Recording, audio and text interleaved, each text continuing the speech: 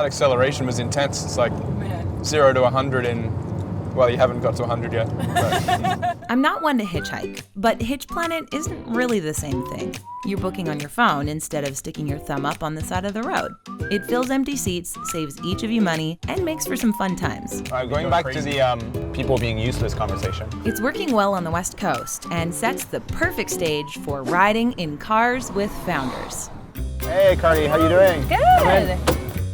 Flo's market research was picking up hitchhikers on the Sea to Sky Highway. The very first time I did it was actually, I think, the second day I arrived in Vancouver, because I got a job interview in Whistler. The first thing I see as I get up on the highway is this guy with his thumb up, so I pick him up.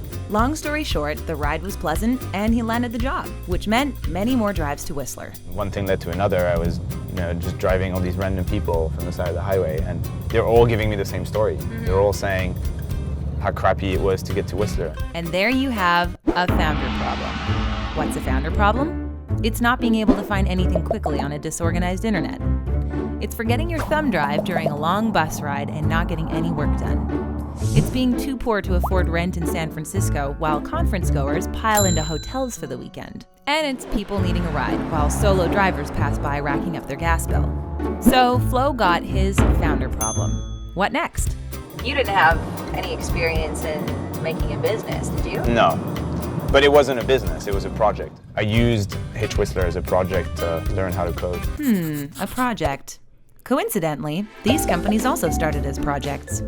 Google, Dropbox, and Airbnb didn't start as grand business ideas to make them rich. They began as solutions to their founder problems. Once you have a good idea, people tend to want to help.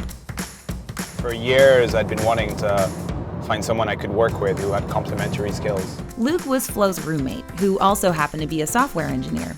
Hitch Whistler was an intriguing project he couldn't resist tinkering with. And that eventually snowballed into us having a conversation about, like, hey, like, actually, let's just do this thing. Enter the power duo. Data on Quora.com suggests companies with multiple founders are more likely to succeed. Why? Think of it as rounding out your foundational skill sets. 2 heads are better than 1, and you can keep each other's momentum going. Back at Hitch Planet, the new power duo went all in, quit their day jobs, and then came the F word, funding. Flo put together a good sort of document detailing our like, current state and what we wanted to achieve, and we distributed that to all the people that we knew. Detailed document, got it. Key point to include?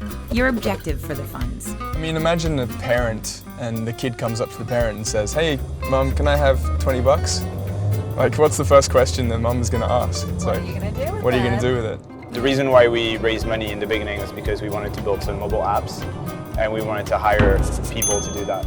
Another major point, be realistic with your request. A lot of the time they're going to ask you why are you raising so little? Because if you really want to put this plan into action, you'll need more money.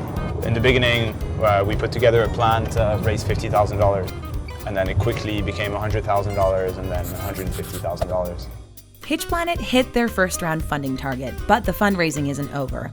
With features like a star rating system, direct deposit, and geographical expansion on the horizon, there's a new price tag of $250,000. And the future looks promising. A few weeks back, we had our first successful trip between Niagara Falls and New York. When you get to that point, it's going to be really cool to see potentially millions of people doing this every day. It would appear the keys to a success-bound company are a good founder problem, a project, complementary skills, fundraising smarts, and most of all, keeping sight of your main purpose. Things that make you happy in life are people. For us, it's connecting with those people and having those people connect with one another is what drives us to keep going. With an attitude like that, I think I've just made some good connections. Bye guys, don't forget me when you're millionaires!